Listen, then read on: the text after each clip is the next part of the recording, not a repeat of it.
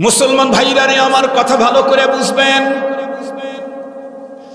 একজন মানুষ আর একজন মানুষের সঙ্গে সুসম্পর্ক রাখার কারণে তার কি পরিমাণে মূল্য বাড়ে, বিষয়টাকে সুন্দর করে বুঝবার জন্য খায়রুল কুরুনের দুইজন মানুষের ইতিহাস আপনাদের খেদমতে বলতে চাই।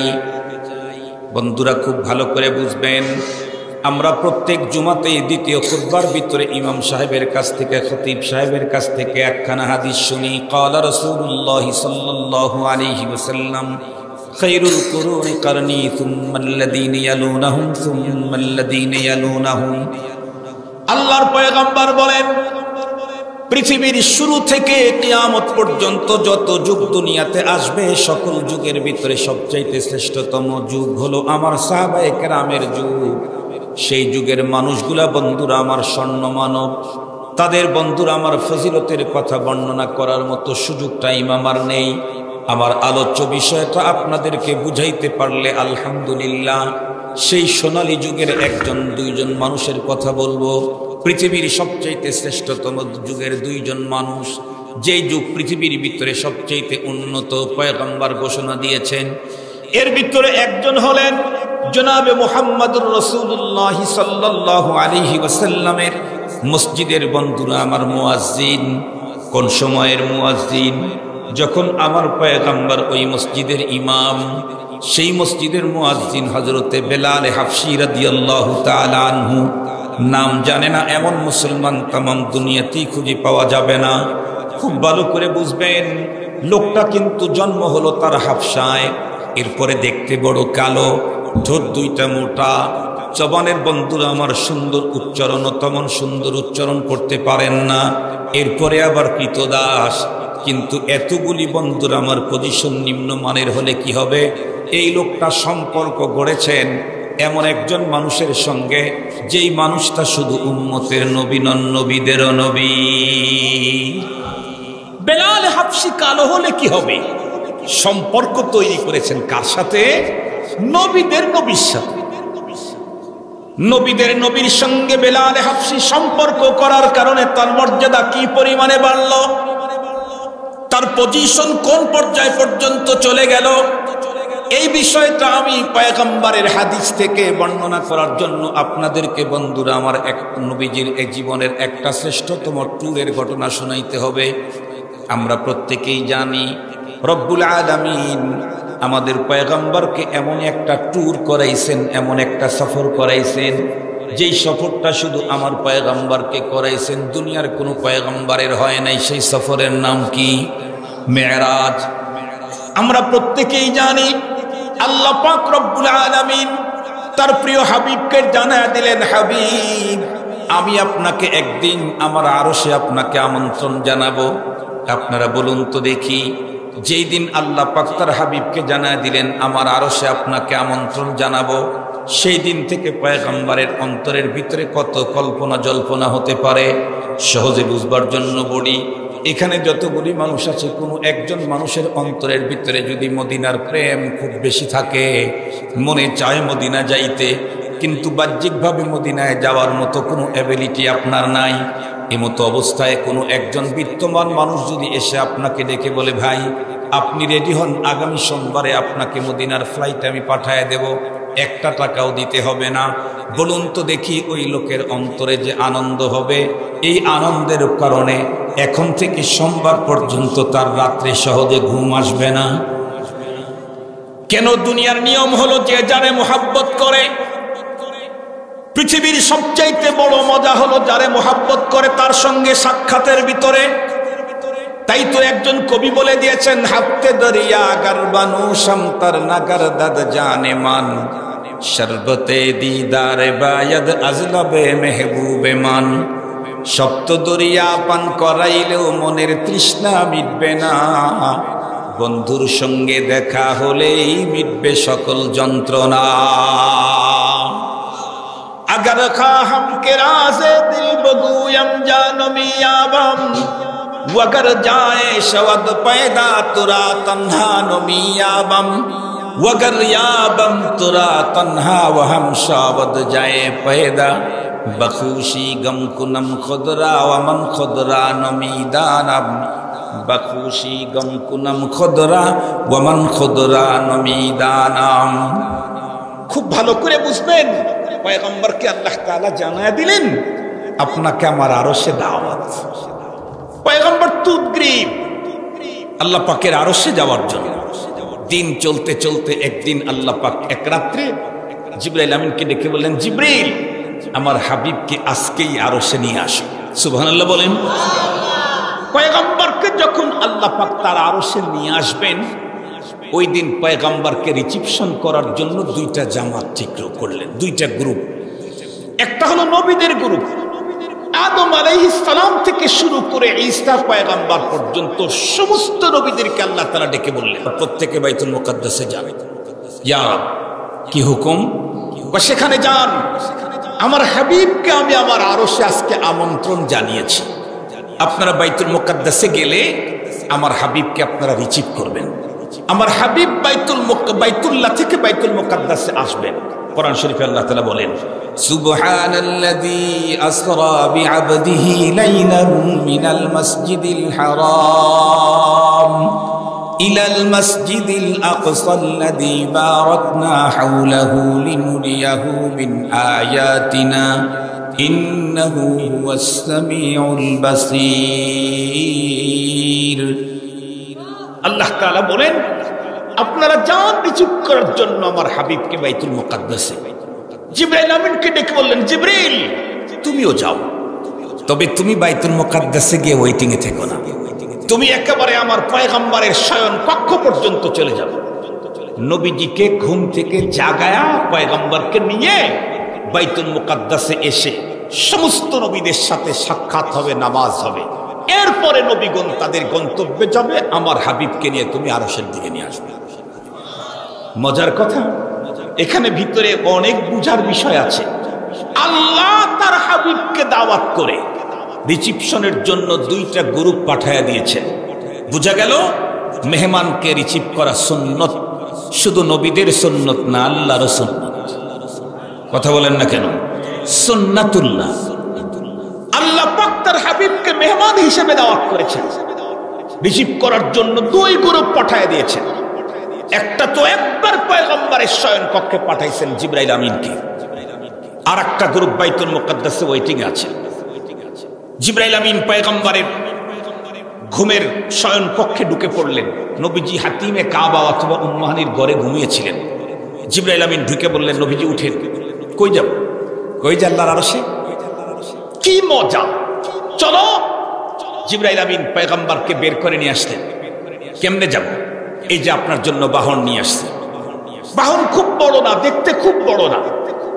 দোনাল হিমার ফাওকাল বাগাল, গাধা খচ্চরের মাঝামাঝি। নবীজিকে বলা হলো এর উপর আপনি চড়ে বসেন। নবীজি বসলেন।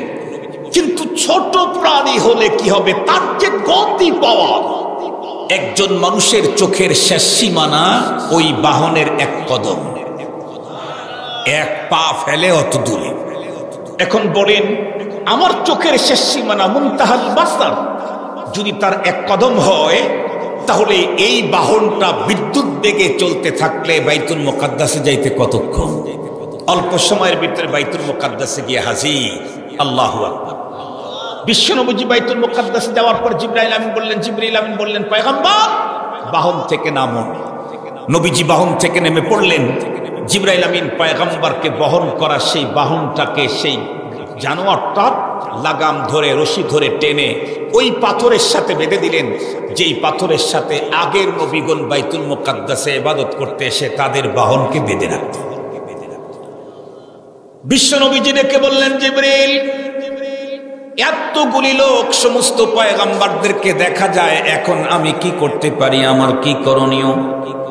জিবরাইল আমিন উত্তর করলেন, নবীজি আল্লাহ পাক রব্বুল আলামিন আপনাকে কত বড় সম্মান দিয়েছেন।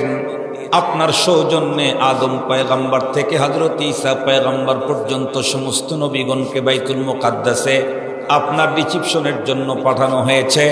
সঙ্গত কারণে সেই রব্বে কারীমের শুকরিয়া আদায় করার জন্য আপনাকে এখানে নামাজ আদায় করতে হবে। ঠিক আছে, আলহামদুলিল্লাহ, নামাজ কেমনে হবে বলো? জিবরাইল আমিন বললেন, পয়গম্বর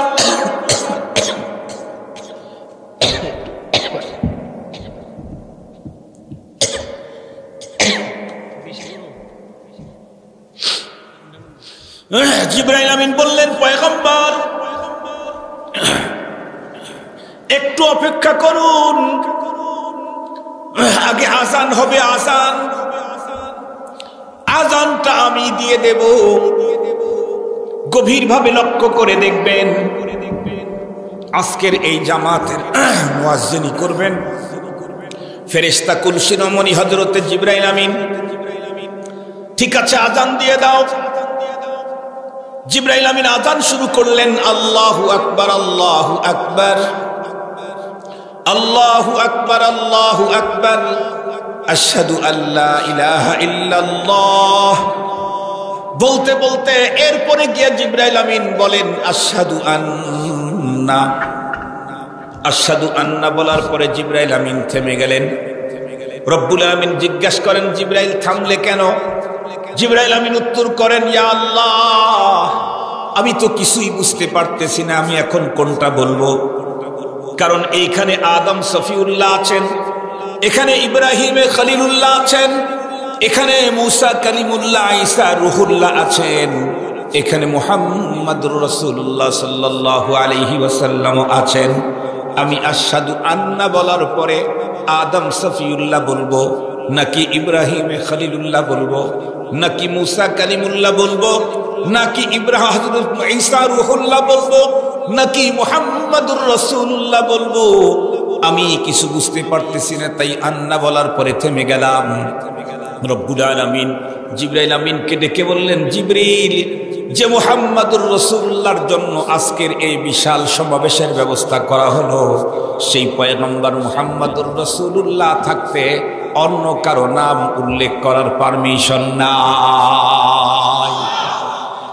জিবরাইল আমিন তখন আশহাদু আন্না মুহাম্মাদার রাসূলুল্লাহ বলে আযান কমপ্লিট করে দিলেন। এখন নামাজ পড়ানোর পালা, মাইয়া উম্মুল আন। এখন ইমামতি কে করবে? জিবরাইল আমিন আল্লাহ পাককে জিজ্ঞাসা করলে রব্বে করিম জানা দিলেন, যে পয়গম্বরের সৌজন্যে আমি আজকের এই সমাবেশ সাজাইলাম, সেই পয়গম্বর থাকতে অন্য কারো ইমামতি করার কোনো পারমিশন নাই। তুমি আমার হাবিবকে বলো ইমামতিটা উনি যেন করে দেয়। বিশ্বনবীজির ইমামতিতে সমস্ত নবীগণ নামাজ পড়লেন।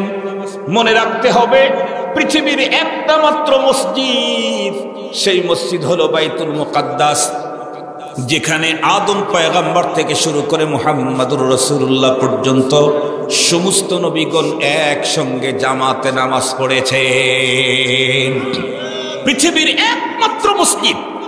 এই শরফ বাইতুল্লাহর নাই, এই শরফ, এই ফজিলত মসজিদে নববীর নাই, এই ফজিলত মসজিদে কুবার নাই, এই ফজিলত মসজিদে যু কিবলাতাইনের নাই।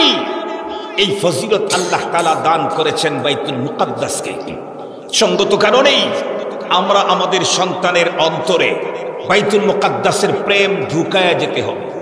সন্তানদেরকে বুঝাইতে হবে, বাইতুল্লাহ যেমন আমার, বিশ্বনবীজির রওজায়ে আতহারের উপরের সবুজ গম্বুজ যেমন আমার, মসজিদে নববী যেমন আমার, মসজিদে যু কিবলাতাইন যেমন আমার, মসজিদে কুবা যেমন আমার, বাইতুল মুকাদ্দাসও আমার। বাইতুল্লাহকে যদি কেউ দখল করতে চায়, আজকের পৃথিবীর 200 কোটি মুসলমান তাদের জীবনকে যেমন নজরানা করবে, প্রয়োজন যদি হয় উলামায়ে কেরাম যদি ডাক দেয় বাইতুল মুকাদ্দাসকে মুক্ত করার জন্য, আমরা 24 ঘন্টায় রেডি আছি, থাকবো ইনশাআল্লাহ। নতুন প্রজন্মের অন্তরে বাইতুল মুকাদ্দাসের প্রেমের আগুন লাগায় দিতে হবে।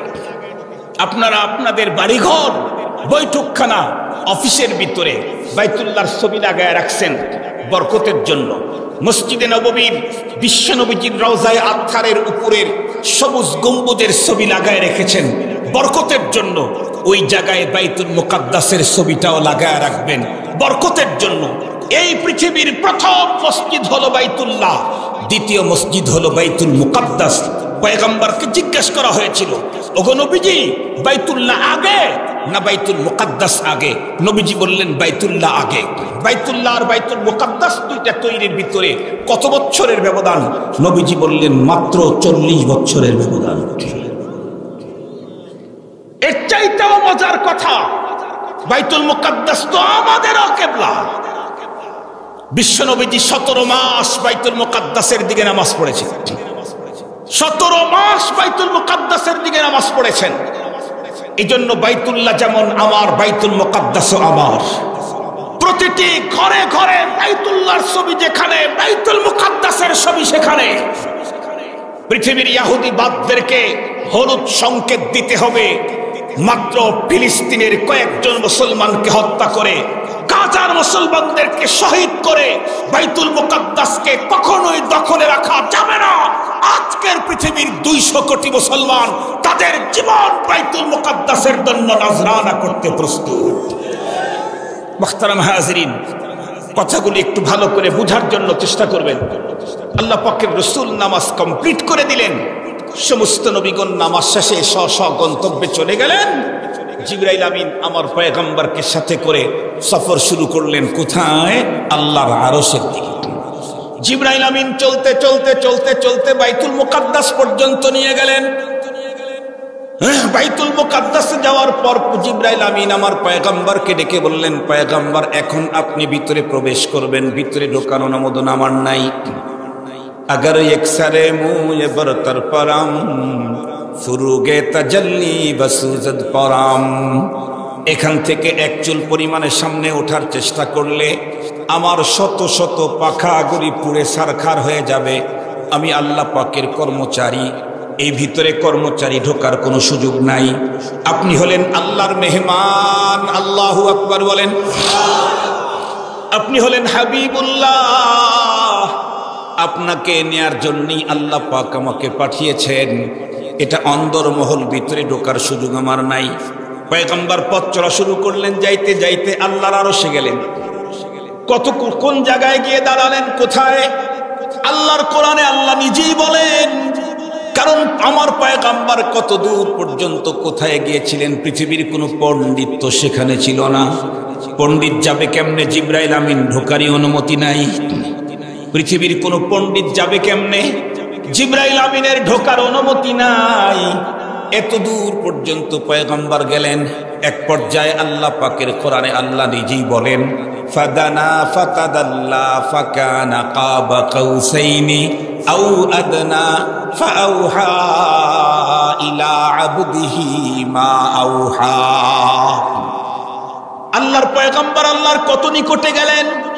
এক বর্ণনায় এমনও এসেছে রব্বুল আলামিন তার নিজের কুদরতি হাতখানা আল্লাহর হাবিব মুহাম্মদুর রাসূলুল্লাহর কাঁধের উপরে দিয়ে গল্প করা শুরু করলেন। আল্লাহু আকবার।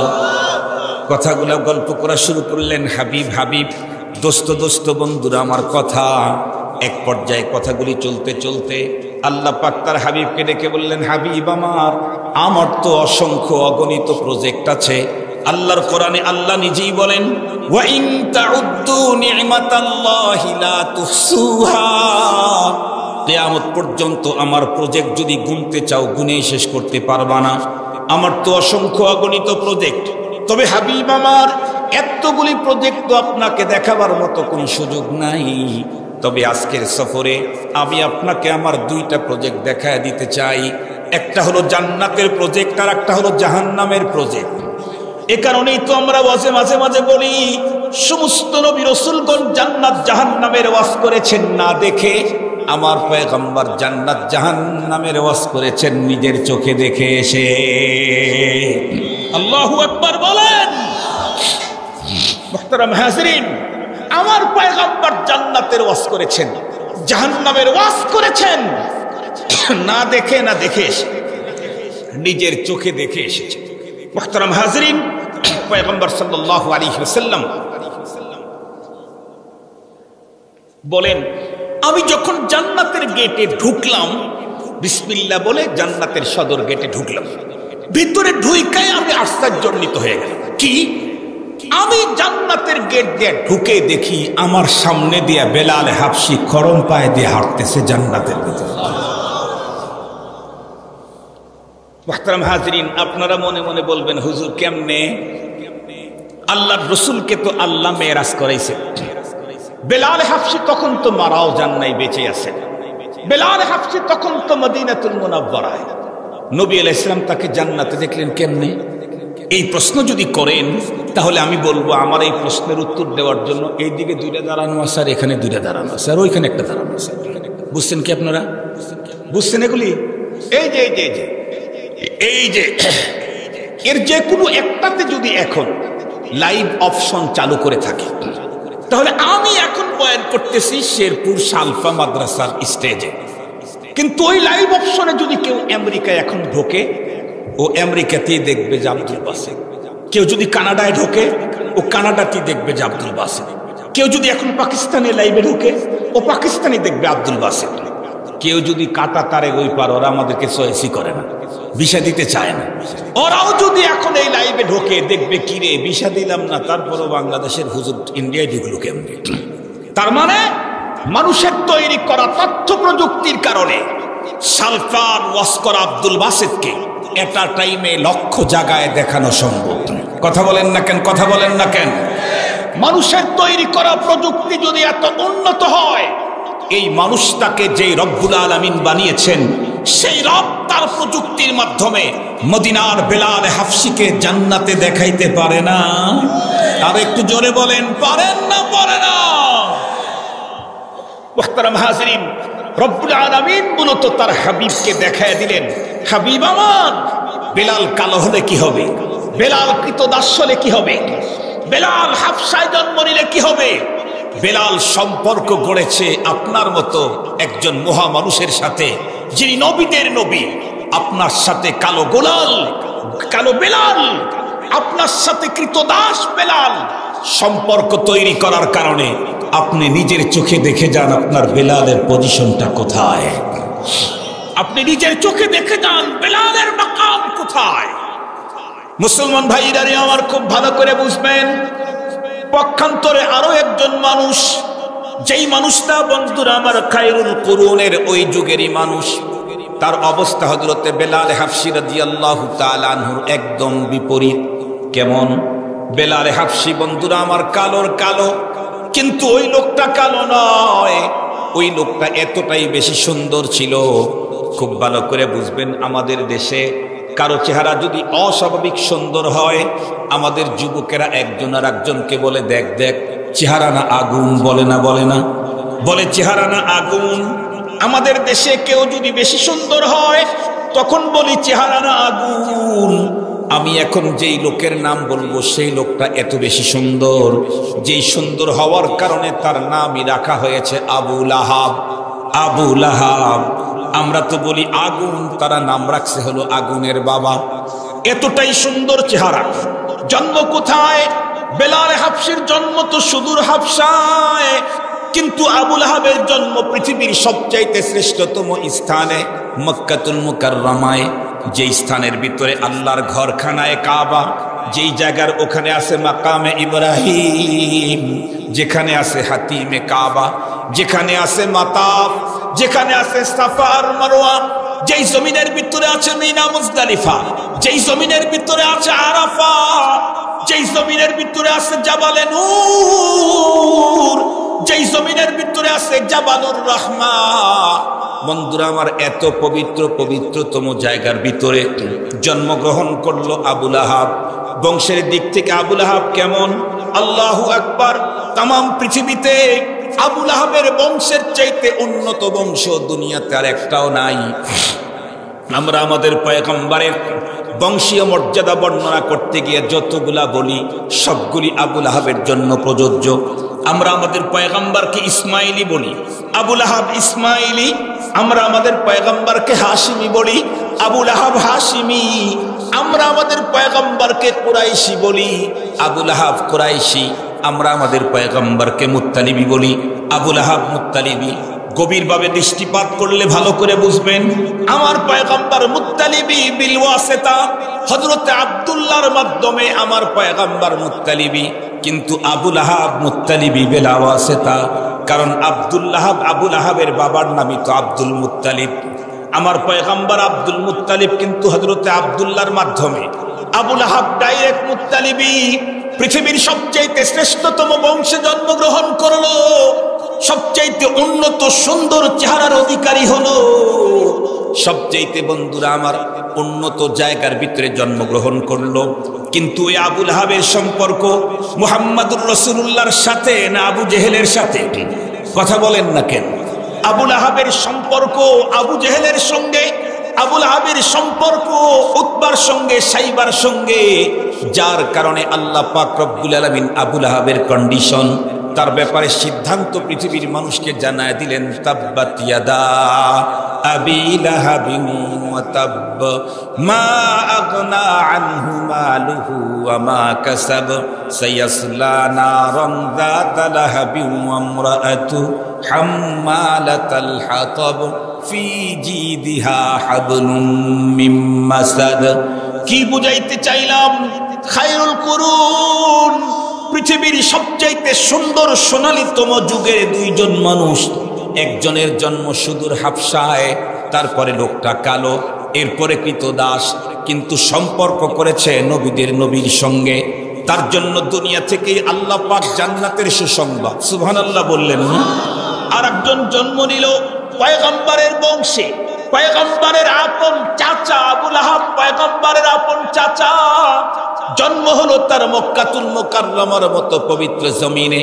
চেহারা তো এতটাই সুন্দর যে তার নামই করা হলো আবুল আহাব, কিন্তু সম্পর্ক আবু জেহেলের সঙ্গে হওয়ার কারণে আল্লাহ পাক তার ব্যাপারে এক আয়াতের ভিতরে দুইবার তাব্বুন শব্দ ব্যবহার করেছেন। তাব মানে ধ্বংস। আল্লাহ যদি একবার ধ্বংস বলেন তাই তো বাঁচার কোনো কায়দা নাই, সেখানে ডাবল ধ্বংসের কথা বলেছেন। কি বোঝা গেল?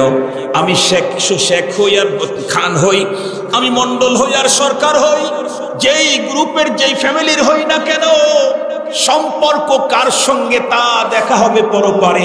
আল্লাহর পয়গম্বর বলে দিয়েছেন, আল মারউ মা'a মান আহাব্বা, তুমি যার সঙ্গে মোহাব্বত রাখবে, যার সঙ্গে সম্পর্ক কায়েম করবে, তোমাকে পরপারে তার কাতারে দাঁড় করায় দেওয়া হবে। এখন সিদ্ধান্ত আপনাদের, দুনিয়াদারের সঙ্গে সম্পর্ক করবেন নাকি দিনদার আল্লাহওয়ালার সঙ্গে সম্পর্ক করবেন? আপনাদের সিদ্ধান্ত। আমি অপশন বলে দিলাম, এই হলে এই হবে, এই হলে এই হবে। আমার বাবার কথা একটাও বলি নাই, যা বলেছি আল্লাহর কোরআন থেকে, যা বলেছি পয়গম্বরের হাদিস থেকে। আমি বুঝাবার জন্য দুই একটা মেসাল মাত্র হয়তো পেশ করেছি, সবগুলি কোরআনের কথা, হাদিসের কথা, সোনালী ইতিহাসের কথা। সিদ্ধান্ত আপনার, কার সাথে সম্পর্ক রাখবেন, কার সাথে সম্পর্ক রাখবেন। কেউ বলে, হুজুর এখন কি আর আব্দুল কাদের জিলানীর মতো বুজুর্গ পাওয়া যায়? এটা হলো শয়তানের ইন্টারন্যাশনাল ধোঁকা, এটা হলো শয়তানের ইন্টারন্যাশনাল ধোঁকা, খালি ধোঁকা। মনে রাখবেন, আব্দুল কাদের জিলানীর যুগের লোকেরাও বলতো যে এখন কি আর ওমরে ফারুক পাওয়া যায়, এখন কি আর আবু বকর সিদ্দিক রাদিয়াল্লাহু আনহু পাওয়া যায়, এখন কি সাঈদ ইবনে মুসাইয়্যিব পাওয়া যায়। ওনারা দুনিয়া থেকে চলে যাওয়ার পরে সবাই আব্দুল কাদের জিলানীরে খোঁজে। এখন যারা দুনিয়াতে বেঁচে আছে তাদেরকে মানুষ বলে যে এদেরকে খোঁজে না, আগের গুলাকে খোঁজে। এইগুলা যখন দুনিয়ার থেকে চলে যাবে, 100 বছর পরের লোকেরা এই বুজুর্গদেরকে পাগলের মতো খুঁজতে থাকবে, এই বুজুর্গদেরকে পাগলের মতো খুঁজতে থাকবে। এর চাইতেও বড় কথা, বুজুর্গ কোনটা এটা কি আপনি ঠিক করবেন না আল্লাহ ঠিক করবে? কথা বলেন না কেন? মেম্বার কোনটা বানাইবেন সেটা আপনার ব্যাপার, রাত্রের ভোটে না দিনের ভোটে সেটা আপনাদের ব্যাপার। কিন্তু বুজুর্গ কোনটা এটা আপনি ঠিক করবেন না আল্লাহ ঠিক করবে? বুজুর্গ কোনটা এটা আপনি বলবেন না রাসূলুল্লাহ বলবেন? আল্লাহ বলবেন, রাসূলুল্লাহ বলবেন। রাসূলুল্লাহ কি বলেছেন? ইন্না লিল্লাহি আহলিনা মিনান নাস, এই পৃথিবীতে কিছু আল্লাহর পরিবারের লোক আছে। কিলা মান হুম ইয়া রাসূলুল্লাহ, তারা কারা? আল্লাহ পাকের রাসূল বললেন, আহলুল কোরআন হুম আহলুল্লাহ, যারা কোরআন ওয়ালা তারাই আল্লাহ ওয়ালা। কে বলেছেন? আল্লাহর রাসূল। আর আল্লাহর রাসূল বলেছেন, কিন্তু বলাইছেন জানি কে? আল্লাহর রাসূল বলেছেন, কিন্তু বলাইছেন কে? মা ইয়ান্তিকু আনিল হাওয়া ইন হুয়া ইল্লা ওয়াহয়ুন। নবীজি বলেন না, উপর থেকে বলানো হয় তাই বলেন। আল্লাহর কোরআনে আল্লাহ নিজে বলেছেন। এ কারণেই কোরআন বলা আল্লাহ বলা, এটা প্রকারান্তরে আল্লাহর কথা, পরোক্ষভাবে আল্লাহর কথা। চঙ্গুত কারণেই আপনি হক্কানি আলিম, হুজুর আমার নামের ঘোষণা দেওয়ার আগে হুজুর বলেছেন, হক্কানি আলেমের পরিচয় বলেছেন। আমি আরো একটু স্পষ্ট করতে চাই, আমাদের এদেশে দিন চলনেওয়ালা, দিন মাননেওয়ালা বহুত লোক আছে। এর মধ্যে 1% যদি বেশি পিওর থাকে, 1% যদি, তাহলে তারা হলো উলামায়ে দেওবন্দ। মুহতারাম হাজরিন, এদের কথার সাথে কাদের মিল আছে? অন্যদের এত মিল নেই। কথা বলেন না কেন? অন্যদের তুলনায় 1% যদি বেশি হয়, তাও আজকের পৃথিবীতে উলামায়ে দেওবন্দের মিল বেশি পাবেন কথা কাজে। সুতরাং আজকের দিনের এরাই আল্লাহর ওলি। সে আল্লাহ পাকের ওলি তৈরি করার কারখানায় বানাইছেন এখানে। আলহামদুলিল্লাহ বলেন না আপনারা? আমাকে অনেক লোক বলে, হুজুর আপনাদের মাদ্রাসায় ডাক্তার হয় না, ব্যারিস্টার হয় না, লয়ার হয় না, ইঞ্জিনিয়ার হয় না। আমি একজনকে বললাম, আপনাদের ওখানেও তো হয় না। কি হয় না? আপনাদের ওখানে নায়েবে নবী হয় না। নায়েবে নবী হয় না। আমি আপনাদেরকে জিজ্ঞেস করতে চাই, এই পৃথিবীতে যত মানুষ আছে তার মধ্যে শ্রেষ্ঠ মানুষ রসুলের ভাষায় কারা? উলামায়ে কেরাম। কথা বলেন না কেন? কারা? শুধু রসুলুল্লাহর ভাষায় না, আল্লাহর ভাষাতেও। ইয়ারফাইল্লাহুল্লাযীনা আমানু মিনকুম ওয়াল্লাযীনা উতুল ইলমা দারাজাত। আল্লাহর ভাষাতেও বর্তমান পৃথিবীর শ্রেষ্ঠ মানুষ হলো উলামায়ে কেরাম। এখন আপনি বলেন, কোনো একটা ফ্যাক্টরিতে ডায়মন্ড তৈরি হয়, ডায়মন্ড, ওইখানে যায় যদি কেউ বলে, হ্যাঁ মিয়া কি কসুর ফ্যাক্টরি বানাইছো, তোমার এখানে লোহা তৈরি হয় না, তাহলে এই লোকটারে মানুষ কি বলবে? এ মিয়া কথা বলেন না কেন? শুধু পাগল বলবে, শুধু পাগল, সিঙ্গেল পাগল বলবে, ত্রিপল পাগল, ত্রিপল পাগল, ও 3 গুণে পাগল। ডায়মন্ড বের হয়, যা বলে তোমার এখানে রড তৈরি হয় না। রড 1 টনের যে দাম, ডায়মন্ড 1 তোলার দাম তার চাইতে অনেক বেশি। ঠিক বললাম না? ঠিক বললাম? যেখানে নায়েবে নবী তৈরি হয় সেখানে ডাক্তার তৈরি হয় না, এমন প্রশ্ন এই ত্রিপল পাগলের প্রশ্ন। যেখানে নায়েবে নবী তৈরি হয় সেখানে আবার ডাক্তার তৈরি হয় না, ডক্টর তৈরি হয় না। ডাক্তার তৈরি তো ফ্যাক্টরি আছে, সেখানে তৈরি করো। এখানে নায়েবে নবী তৈরি হবে। আপনারা বলেন তো দেখি, আমাদের দেশে অনেক মিল আছে, আছে না নাই? তেল তৈরির, তেল আবিষ্কারের, বানানোর মিল আছে। ওখানে মুড়ি বানায় না? মুড়ি হয় না? মুড়িও হয়। তেল তৈরির ফ্যাক্টরিতে মুড়ি হয়। মুড়ির ফ্যাক্টরিতে আলাদা। মুড়ির ফ্যাক্টরিতে কখনো তেল বের হয় না, আর তেলের ফ্যাক্টরিতে কখন কি হয় না? মুড়ি হয় না। অর্থাৎ আমাদের দেশের অনেক উচ্চ শিক্ষিত ভাইরা বুঝতে চায় না। আল্লাহ পাক আলহামদুলিল্লাহ অত বড় উচ্চ শিক্ষিত আমাদেরকে নাই করলো। যেমন আছি তেমন থাকি, ঈমান নিয়ে যেতে পারলেই তো আলহামদুলিল্লাহ। কথা বলেন।